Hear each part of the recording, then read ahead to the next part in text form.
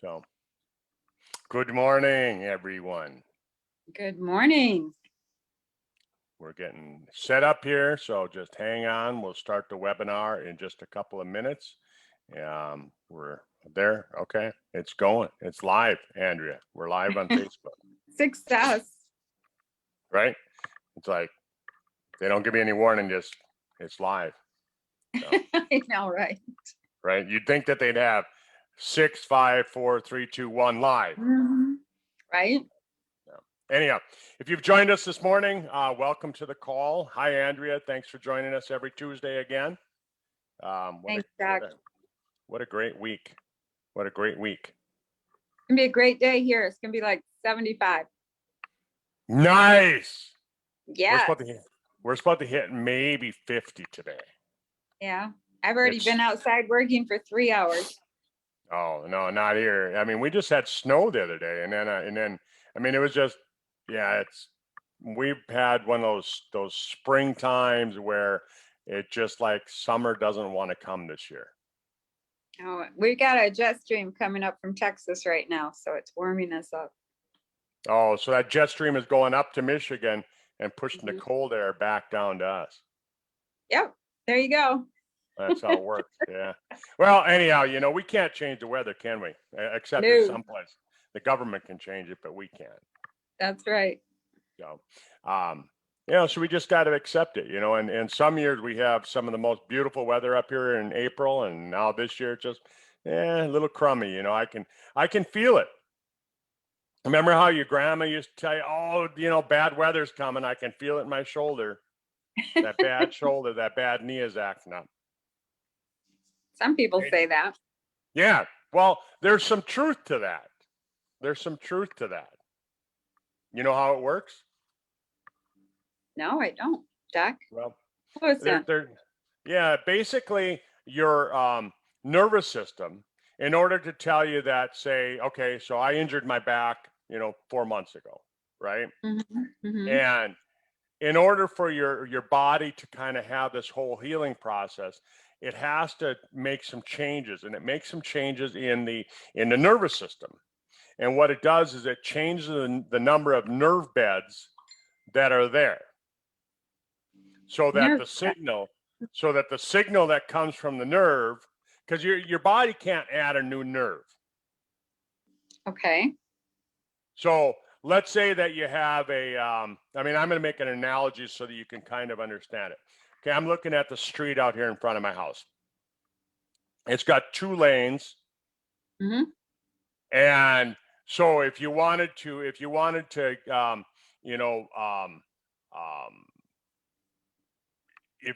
get traffic moving faster on this street, you could put more cars in the street, right?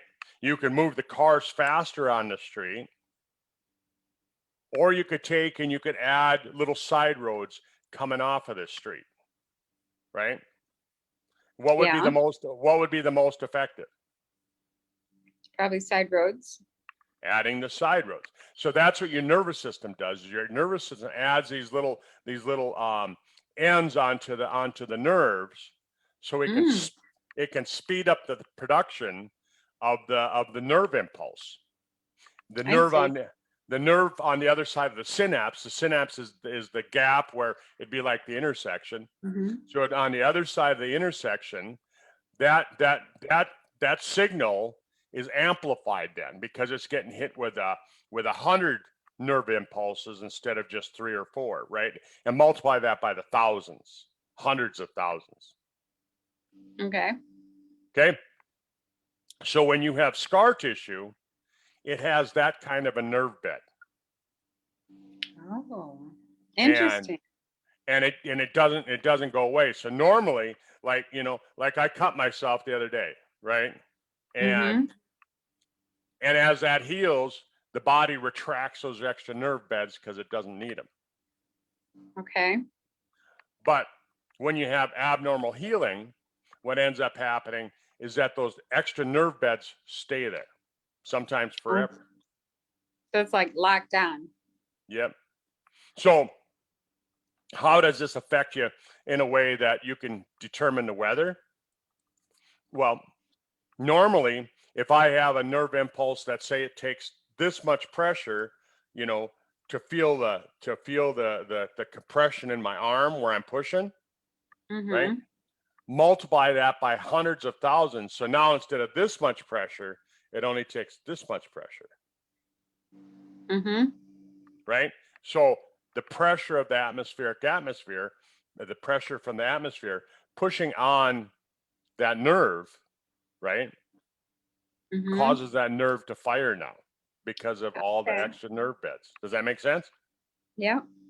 So what's the first thing that most people do? Like when your grandchildren has a little owie, gets scraped or something like that, one of the first things you do is you rub on it, right? Or you might kiss the wound and say, "Oh, there, you're better." Mm-hmm. And they go, "Oh yeah, they feel better. They quit crying." Why is that? Because it changes that impulse. Ah, So like if my shoulder's bothering and you see me going like this, you know that you know what it's doing is it's changing that impulse. okay. Make sense? Yep. But anyhow, it's called denervation supersensitivity. Just I'm not gonna quiz you on it, right? Spell that. We're not gonna quiz you on it. But Nikolai Bogduk out of Austria had some really good science on it, and I remember studying that years ago. Hmm. So today, Andrea, I just really wanted to talk to people about, what are some things that you can do to really stay healthy? Because we live in a world that maybe isn't, I don't know, it might not be the most favorable environment to promote good health, right? Right. You think?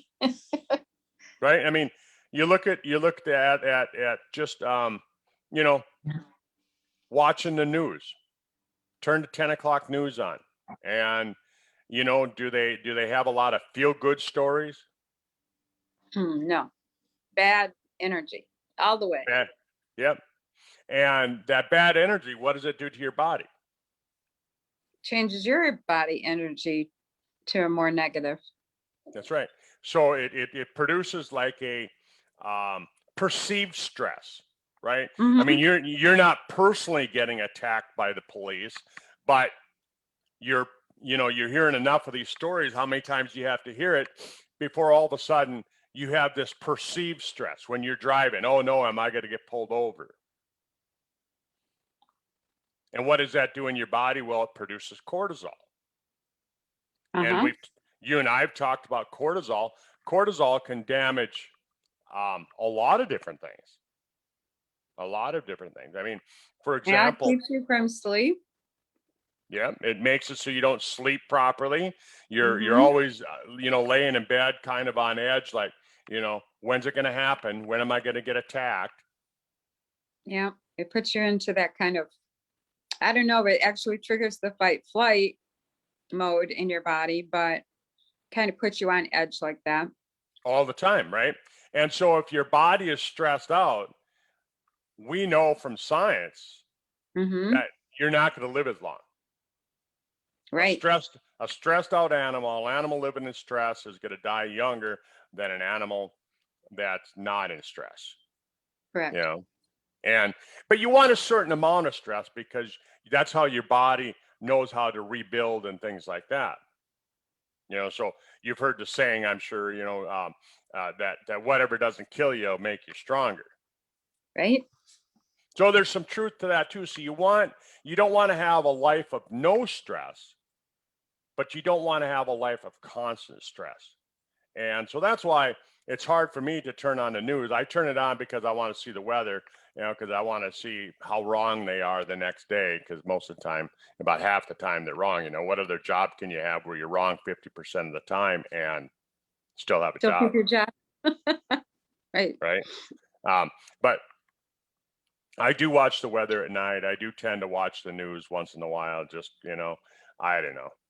I like to figure out what's going on in the world, and I don't take a lot of it too seriously because it doesn't it affects me, but I try to make it so that I can keep my stress levels down.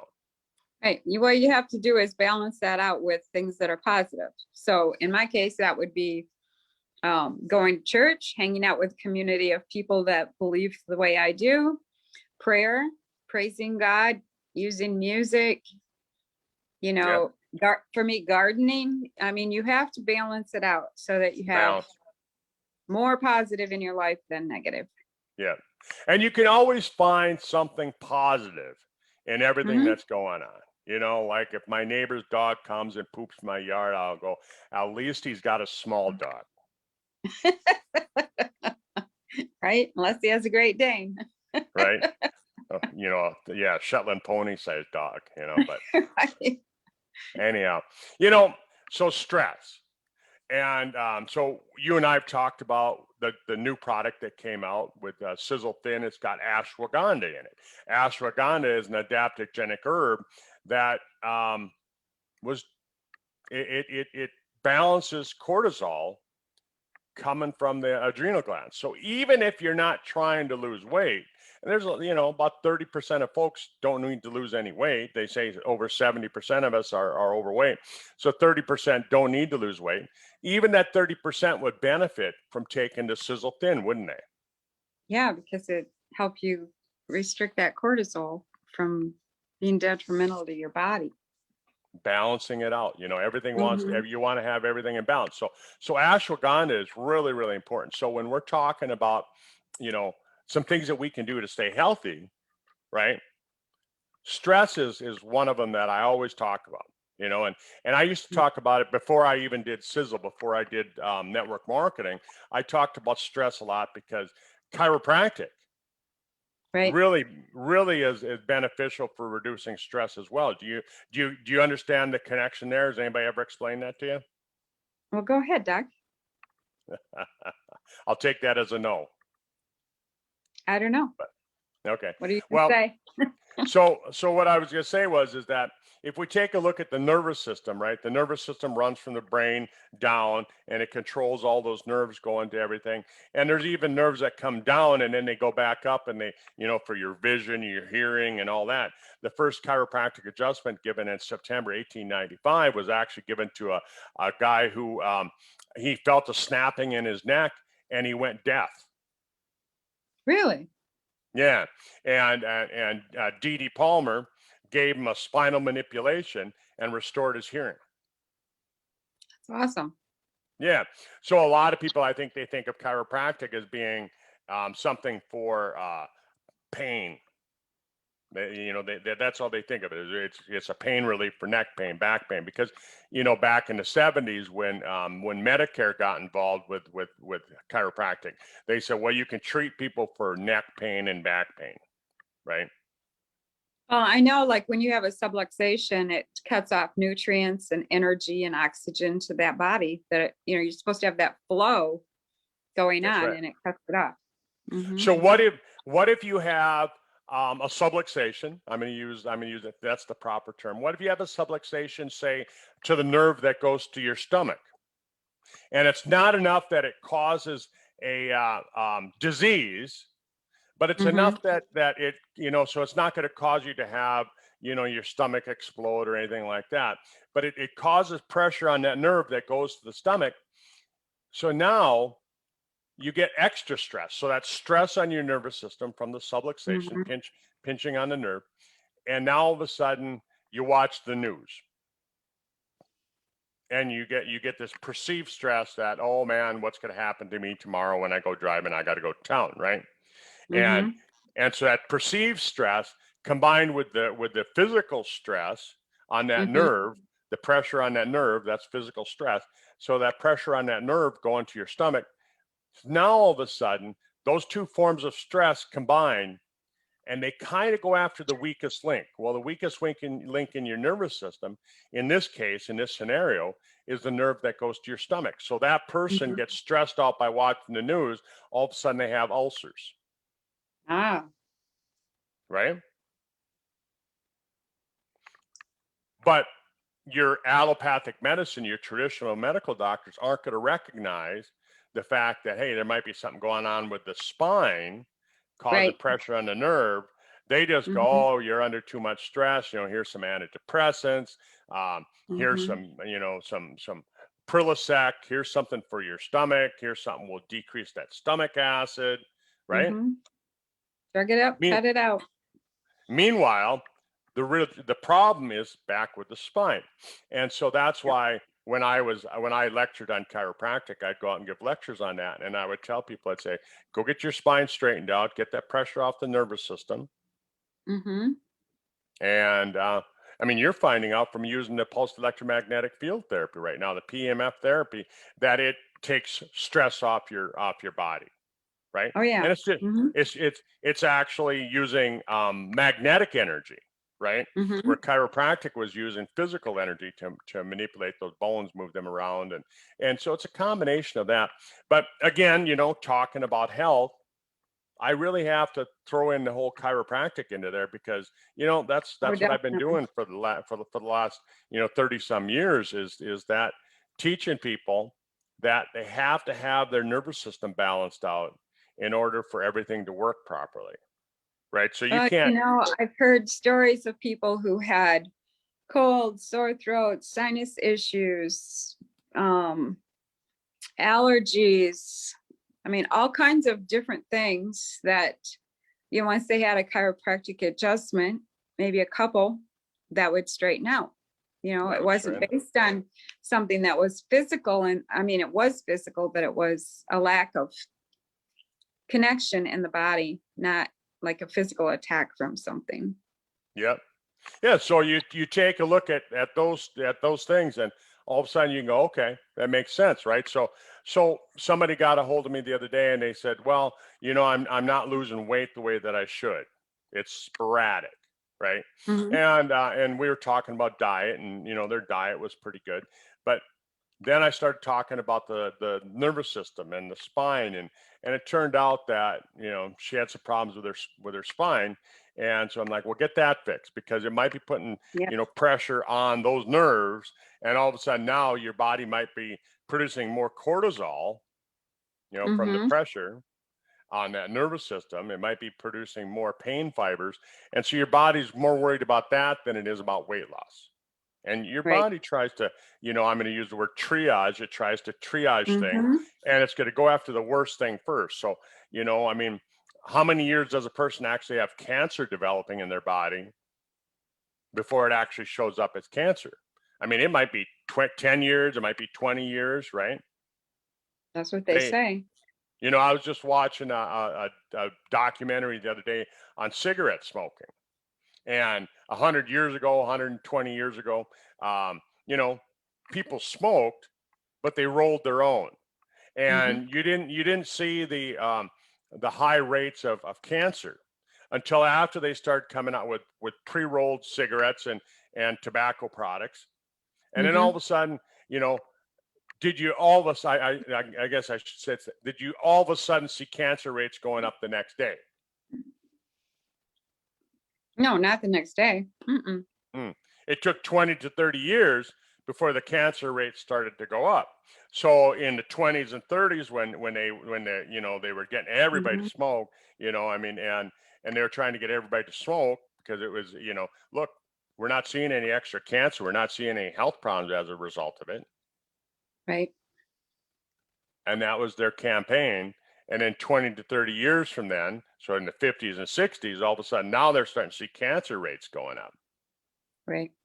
It took a while. It took a while. So your body might be dealing with something that you don't know it's dealing with. Yep. That's Yeah. correct. And that was my point on that. And so, you know, so many people are reactive in how they take care of their health. They're not Mm-hmm. proactive. Mm-hmm. And they wait until something's developed, and then they go, oh, and now I got to deal with this. Mm-hmm. And our whole healthcare system in the United States has really been developed around that kind of healthcare system. It's Right. developed around the reactive form of medicine. You Mm-hmm. know, oh, you have a stomach problem, let's do this.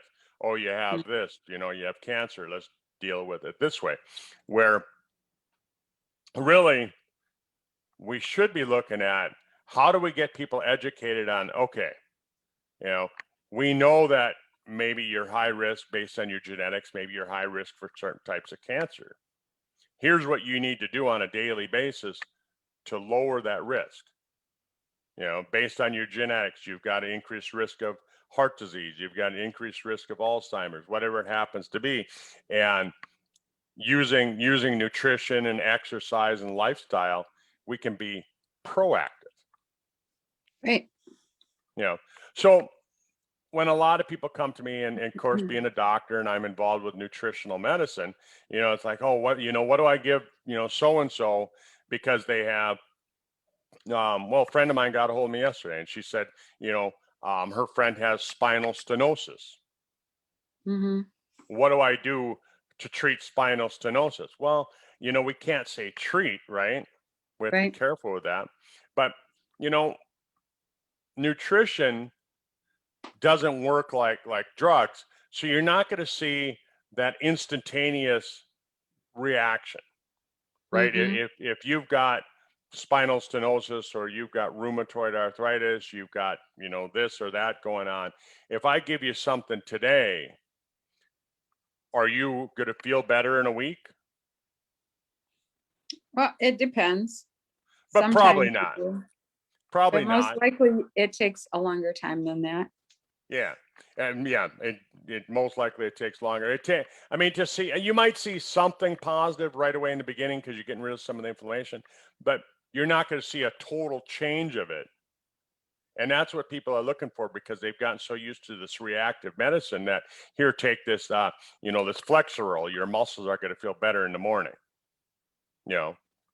and that's how drugs work. The drug trick your body into doing things that it shouldn't do. But with natural medicine, it takes time because it's actually the reason we can't say treat or cure or anything like that is because we're giving the body the nutrients that it needs. And then the body's got to go fix the problem. Yeah, it's a restorative process. So the body's going to have to go fix that problem. It's going to have to react to that problem and go back and fix a few things on the inside, and then the body can, do some repair and that's and I think that's one of the problems with nutritional medicine is that people aren't getting that instant reaction with it. Right. And so when we're talking about health, we talk about diet a lot, and recently, I finally understood the keto diet, and I went on it, and I feel like I'm doing really good. I've lost 40 pounds. I'm maintaining that 40 pounds. My goal was to be down by 50 by the 1st of May, but I got kind of sidetracked there with seemed like my birthday and Easter, a month ago, kind of slowed me down, and before that, with my back being broken, that kind of slowed me down a little bit.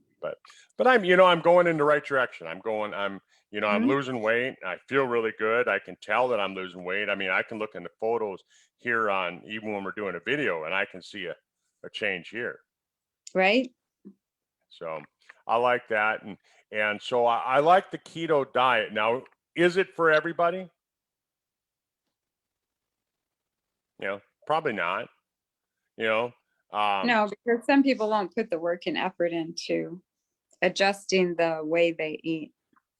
But I think it's what I was going to say is I think it's the balance, and we've all got a little bit different balance on what's going on. Sometimes you might need those extra carbohydrates. Maybe your body needs that extra energy. Sometimes you need extra protein if you're building muscle, if you're ripping up the muscle and you need to rebuild it. Sometimes you need that extra protein. So it's different for everybody. I don't remember who sent me a article the other day, but they said that a child was having epileptic seizures, and put them on the keto diet, and they went from having hundreds of seizures to just tens of seizures. Yep, it's very good for epilepsy. Yeah, and so who would know? I mean, most of the time, like if you go to your family doctor, is your family doctor going to say, "Hey, Andrea, I know that your daughter has seizures"? try her on a keto diet. Well, they should know because that was discovered in the 30s, Yeah, almost but 100 years ago. but I don't recall ever hearing that from any medical side of things. Right. And you know, so there's a lot of other things that we want to look at. And you know, and like when somebody has cancer, they want to go on an alkaline diet. You know, Mm-hmm. so not necessarily a keto diet. They want to go on an alkaline diet because you get that alkalinity according to you know, the studies. Dr. Otto Warburg back in 1938, he got the Nobel Prize for it because he said if your body is alkaline on the inside, it's gonna make it so that it's an environment where cancer cells can't grow. Mm-hmm. Right. But a lot of people took that to mean, oh, I'm going to eat alkaline foods, right? Like they drink alkaline water, and all of a sudden they think that they're going to, you know, get rid of all these other different things. When in reality, it's not the alkalinity of the food; it's the alkalinity that it creates inside your body. Like you can drink lemon juice, which is Yep. acid, Yep. but it creates an alkaline environment in your body. Yep. I know tons of people who say you should drink lemon juice every day. Yep. Lemon juice or apple cider vinegar, old fashioned apple cider vinegar. You know, for the same reason. I mean, it helps Mm-hmm. create that alkaline environment on the inside of your body. And when you got an alkaline environment, it's oxygen rich, it's electron donor rich. And what does that do? When you have electrons that are free to travel, it creates an environment where it neutralizes the free radicals. Free radicals, right? You know, so it neutralizes the free radicals, and you know, we have a couple products actually that we use to neutralize free radicals. One of them I know that you've probably been sipping on it right there is the hydrogen water, right? Right. Because hydrogen water is probably the most important free radical neutralizer. It's probably the most potent of all the antioxidants on the planet, isn't it?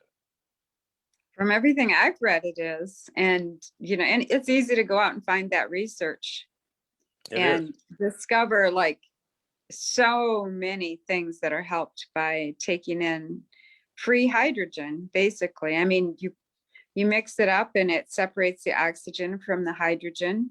So then you have free oxygen. And then the hydrogen goes in and connects to all the ends of those bad free radicals and neutralizes them, basically.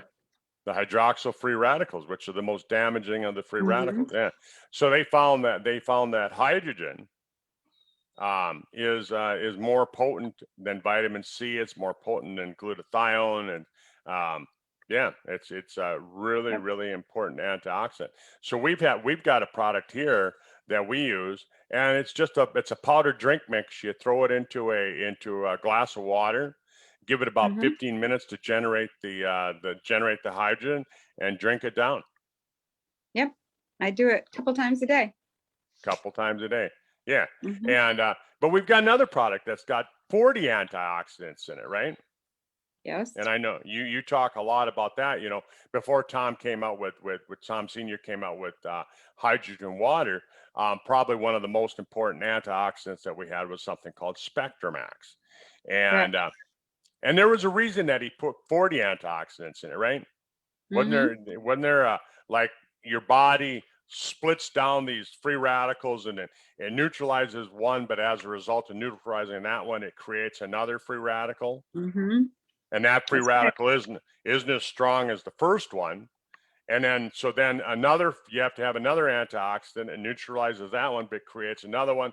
And it was like, you know, you had to neutralize these free radicals all the way down to where they were a safe particle.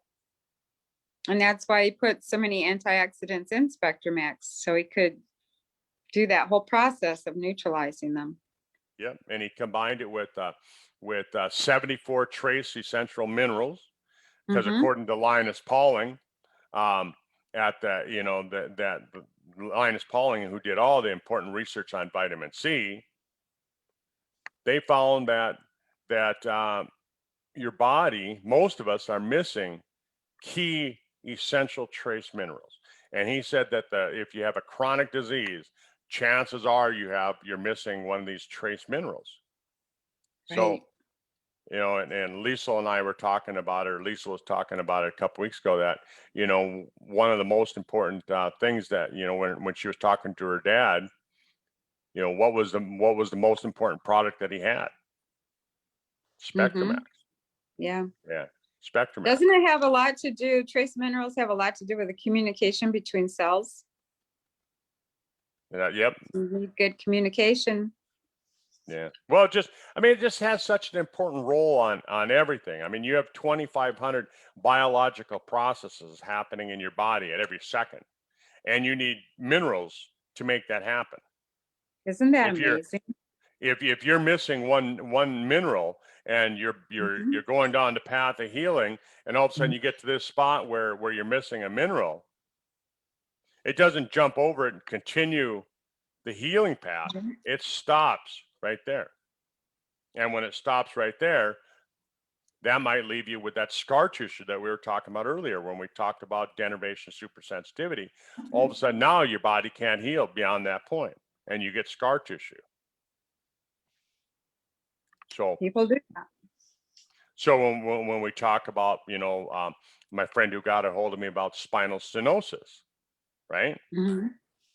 Spectromax would be really important, because you got to get your body to go back through that healing process, and it might take some time. I mean, that stenosis probably developed over a 25 or 30-year period of time.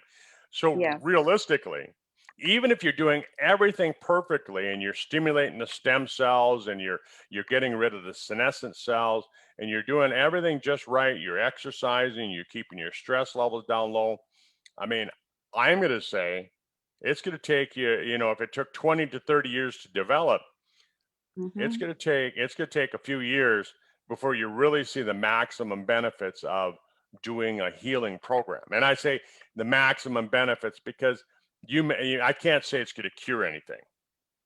You know, Right. your body's not going to, you know, cure a 30-year-old problem.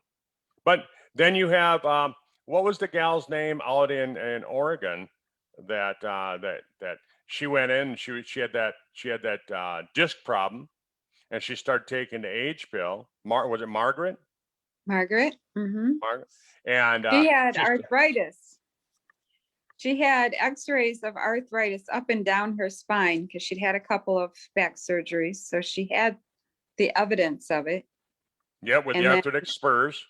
and it was like just a couple of months that she actually went in and requested another x-ray of her back. And the doctor called her and said, "What did you do?" Because he couldn't believe her x-ray. She had no arthritis in her spine. Gone. It was gone. Yeah, I mean, she That's got so good. amazing. She got so good. She actually, and I don't recommend this to people, but she quit taking the product. No, I think she's still taking it. Oh, I thought I heard that she had quit taking it because she was feeling so good. Mm, I don't know. I think at one time she did, but last I knew she was still ordering again. She was ordering it again. Okay. Mhm. And but you think about that, the body is just amazing on what it can do. I mean, I mean, even I tell people about my case, you know, 15 years ago, the doctors told me that I'd never walk again. Right? And you walk And I'm walking, right? every day. And and you know, am I perfect? Well, up here I am. But you know, my leg isn't perfect. And you know, and so when I walk, I have a limp, and I'll probably always have a limp. But Maybe it's it's better than the alternative, you know. not And then walking. Yeah. 4 months ago, I broke my back, and I healed up from that pretty quickly, you know, quicker than usual, according to my neurosurgeon. But yeah, I mean, it's not perfect yet either. My back isn't perfect yet, but it wasn't perfect before the injury, before I took the fall in December.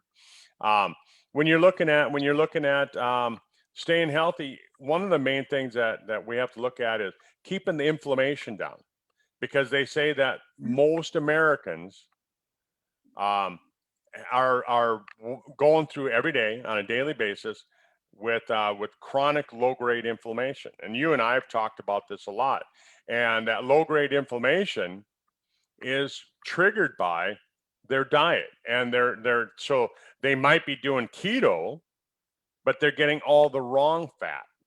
So there's having, increasing your diet, increasing your fats with the ketogenic type diet. But if you have the wrong kind of fats, it can cause a problem as well, can it? Yeah. Yeah, the omega-6s, right? And so we're supposed to have a balance in our body. The scientists say if we have a balance of 4-to-1, so 4 omega-6s for every 1 omega-3, they say that's pretty healthy. I thought it was the other way around. No, 4 omega-6s to 1 omega-3. And I thought omega-6 was the bad one. Omega-6s are the bad ones, but you need a certain amount of omega-6 because that's how it deals with injuries. It's gonna increase the inflammation. So 1-to-1 would be ideal, but the scientists are basically saying, look, we're not going to get that to happen. Let's shoot for 4-to-1. Right. But in America right now, they're saying that we're sitting on, most people have an omega-6 to omega-1 or omega-3 ratio of somewhere between 16-to-1 all the way up to 25-to-1, depending on what report you read. So let's just say an average of 20-to-1 omega-6s to omega-1 or omega-3s. Mm-hmm. That's way off. I mean, that's way off. That's 20 omega-3 or omega-6 molecules for every 1 omega-3 molecule. Right. And again, speaking of diet, why do we have that? The sad, sad diet. The sad diet, standard American diet. That's right. Mm-hmm. SAD, standard American diet, SAD.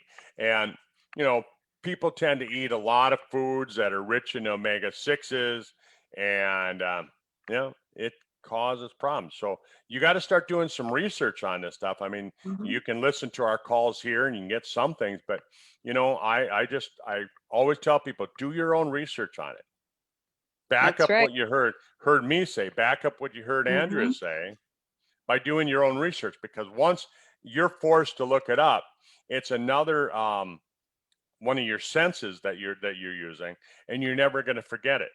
And then you start explaining it to somebody else, and you get them do the same thing, and they're never going to forget it. So what I like about our Super Omega product is that we've got that balance. We've got the omega-6s and the omega-3s and the omega-5s, 7s, and Tom also, when he designed it, he threw in the CoQ10 because he just realized that a lot of people aren't going to go out and buy CoQ10. And there's so many, I'm going to call them fake products out there that really aren't CoQ10. They're actually on the path to being CoQ10, but they're actually called CoQ9, and they don't do the same thing. And that can lead to congestive heart failure is one thing that it can lead to. And so Super Omega Plus actually has the CoQ10 in it, so you don't have to go out and buy a separate supplement. It's in there. Right. So that's gonna help you, but you can't just take pills and think you're going to be healthy. Right. It's like somebody taking. You have to do a whole combination. It's like, I've heard it explained this way. Think of yourself as a bicycle wheel, and you've got all these spokes going out. Well, if you're out of balance and some of your spokes aren't as long, how is that wheel going to work? Right. It's going to lump. It's not going to be efficient. That's right. You might have a flat. All of the things tire. You brought up, everything you brought up, your stress, your environment, your food, your diet, your supplementation or not supplementation, all of those things contribute to all of those spikes in the wheel, and you have to balance that all out so you get a perfect wheel. And then that's going to allow your nervous system to work good. It's going to allow your immune system to work good, and everything works together. I mean, just think about it. If you're really stressed out, isn't it easier to get sick when you're stressed out? Oh yeah, she have low energy. Low energy, and your immune system just isn't dealing with the stress, and all of a sudden you get more senescent cells. But again, you and I could talk about this forever. I think maybe next week we should continue the talk, and just kind of take off from where we left off. Anyhow, it's past a half hour, and the half hour went by fast today, didn't it? Yeah, we talked about a lot of things. Covered a lot of stuff, and so you can't just take a pill and expect to be healthy. You got to combine it with emotional energy. You got to combine it with exercise. You got to combine it with sleep. Yeah, and you got to combine it with your diet and your water intake. I mean, there are just all these things Everything contributes. Yeah. That contributes, and chiropractic care fits right in there. I mean, I don't know, for some reason today I woke up and I thought, I really miss treating people with chiropractic. It was always so fun.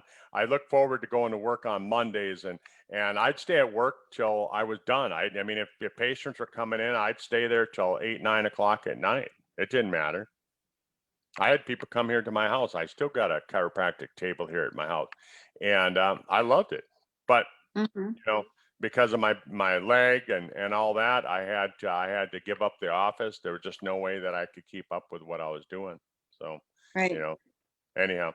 So let's close out the call for today. We'll continue on this path next Tuesday and talk a little bit more about just trying to stay healthy. What, in a stressful world, what can you do? So I'll leave it with that, Andrea, if you want to close out the call. Yeah, thank you, Doc. Thanks for coming on again Tuesday. Every Tuesday we do this call at noon Eastern time. It's on the Doctor's Clinic, Doc Fizz with Friends Facebook channel, and then he puts it into his YouTube channel called Sizzle World Team. So you can come on and scroll back and watch any of the different lives that we've done to gain information to optimize your health. Have a great week. Bye, everyone.